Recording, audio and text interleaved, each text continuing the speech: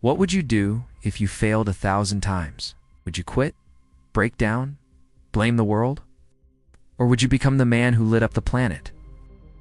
In a world that laughed at him, ridiculed him, and called him a lunatic, one man stood against the darkness quite literally. He said it couldn't be done, that electricity was dangerous, that light bulbs were a fantasy. But for Thomas Edison, failure wasn't the end, it was fuel. Oh, this is not just the story of an invention, this is the story of an obsession. Of grit so intense it melted glass. Of a man who refused to give up, even after 1,000 defeats. And that's exactly why you need to hear his story. Because maybe, just maybe, you're one more failure away from your biggest breakthrough.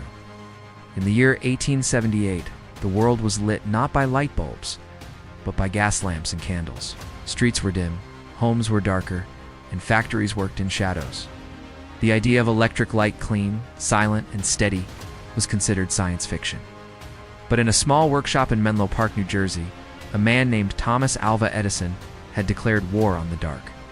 He wasn't a scientist in the traditional sense. No university degree, no wealthy patron, no polished vocabulary. Just a mind that refused to stop working, and a will that refused to stop trying. Edison had a vision not just to create light, but to make it affordable, safe, and available to every home in America. At a time when only the rich could afford flickering gaslight, Edison dared to dream of something far greater, called it the electric lamp. People laughed. Newspapers mocked him. "This man thinks he can bottle lightning," one headline read. But Thomas didn't respond to critics. He responded with action. Inside the lab, his young assistant, Daniel Clark, barely in his 20s, struggled to keep up with the constant chaos. "Mr. Edison," he said one night, panting, "we've tried 45 filaments already. None of them work. They either explode or melt." Edison didn't even look up from his sketch pad. "Then tomorrow," he said calmly, "we try 46. They tried platinum. They tried copper. Tried paper soaked in chemicals. Night after night, experiment after experiment, they searched for the perfect filament, a material that would glow when electric current passed through it without burning out. Failure after failure after failure. But here is the difference between Edison and the rest of the world. Most people stop when they fail. Edison started when he failed. Months passed. Investors got nervous. His funds were drying up. His family barely saw him. One night, after yet another failed attempt, this time using carbonized thread, Daniel asked, "Why do you keep going? We failed 200 times. Nobody would blame you if you gave up." Edison turned to him, his eyes heavy but bright. "Daniel," he said softly, "I haven't failed 200 times. I've found 200 ways that don't work. Each one brings me closer." But the world outside wasn't patient.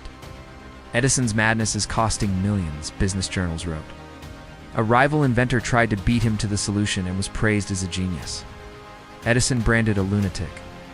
But deep down, he knew something the world didn't. The difference between genius and insanity is whether or not you finish the job. As the failures climbed past 400, then 600, even Daniel began to lose hope. But Edison kept showing up. Every single day. As the calendar flipped into 1879, the days in Menlo Park grew colder. So did the hearts of Edison's investors. They were tired of waiting, tired of watching their money burn with every failed experiment. Edison had now attempted over 700 different materials for the filament. None worked. And failure was beginning to cost more than just money. It was costing him his health, his reputation, even his family. One cold January evening, Daniel walked into the lab and found Edison sitting alone in the dark. Not because the power was out, but because the latest test had shattered the bulb and blown the fuse. Shards of glass were scattered across the floor. The walls were scorched. The stench of burning chemicals still hung in the air. Sir Daniel said cautiously, Maybe it's time to pause, to breathe. You haven't slept in 2 days. Your wife's been asking for you. You're losing your hearing again. Just take a break."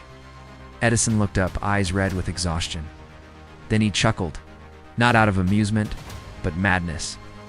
"You don't stop chasing light when you're this close to the flame," he whispered. Daniel didn't know what scared him more, the words or the look in Edison's eyes. That night, tragedy struck. A fire broke out in one of the workrooms. Flames licked the walls, equipment exploded, and it took 3 buckets of water and 5 assistants to contain the blaze. Some thought this was the end of Edison's dream, but when the smoke cleared, Thomas stood outside the wreckage, arms crossed. "Rebuild it," he said. "Better, faster, stronger." The man had lost time, money, sleep, friends, even partial hearing. But what he hadn't lost was vision. Weeks later, attempt number 823 failed. Hash 849 exploded. Hash 901 didn't even flicker. Hash 950 lasted 4 seconds before dying out. Each failure crushed the team's spirit a little more. Even Daniel, once full of belief, started packing his things. "You're not quitting, are you?" Edison asked. I just don't believe anymore, sir," Daniel said, eyes down. Edison looked at him for a long moment. "Then go," he said, without anger. "But remember this. The moment you stop believing is usually the moment just before the miracle." Daniel paused at the door. His hands shook, but he stayed. By now, Edison's experiments had crossed 980 failed attempts. The world still mocked him. A reporter finally cornered him outside the lab one morning. "Mr. Edison," he said, "how does it feel to have failed nearly 1,000 times?" Edison smiled politely. "I haven't failed 1,000 times," he replied. "I've simply found 1,000 ways that won't work. And that means I'm running out of wrong ones." Inside the lab, Daniel watched his mentor like a hawk. He saw the man's body weaken, but his resolve grow sharper. On attempt number 999, the team tried a new filament, treated cardboard soaked in nitrogen. It glowed for 5 seconds, then fizzled out. Daniel sank to the floor. That was our last shot. But Edison, he stood there staring at the dim bulb, not in defeat, but in deep, silent calculation. And then he spoke. "Not our last shot," he said. "Our last wrong one." That night, Edison couldn't sleep. He wandered outside into the winter wind, stared up at the stars, wondering if he'd ever create something that rivaled their light. And then it hit him, a memory. Something he had seen once in Japan, thin bamboo fibers used in paper lanterns. Strong, flexible, heat-resistant. He ran back into the lab like a man possessed. "Daniel," he shouted, "get me a strip of bamboo. Carbonize it slow and even, then place it in the bulb." "We try again." Daniel blinked. "Bamboo." "Yes," Edison said, eyes ablaze. "Let's see if the East can help us light up the West." The bamboo filament arrived the next morning, thin, dry, delicate. Edison and Daniel worked in complete silence. There was no joking, no chatter. Just the sound of tweezers, glass, and breathing. The carbonization process had to be slow, precise, too fast, and it would disintegrate. Too slow, and it wouldn't conduct. It took 4 hours, and they sealed the bamboo filament inside the bulb. Edison flipped the switch. A spark hissed, and then a soft golden glow. Not for seconds, not for minutes, but for 45 hours. The lab was bathed in warm, steady light, not firelight, not gaslight, but pure electric brilliance. Daniel's eyes widened. Its holding Edison didn't blink. He stepped closer and stared into the bulb as if watching a newborn child take its first breath. He whispered, "We did it." That night, they tested it again, then again, then with a second bulb, then a third.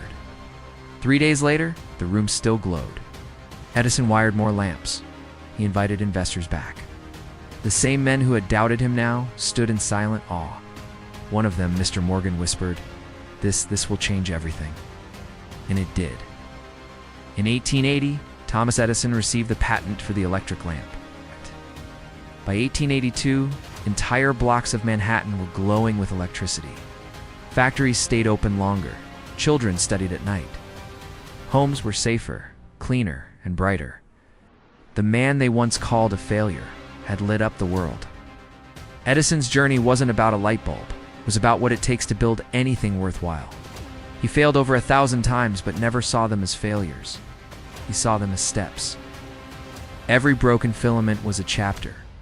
Every explosion, a sentence.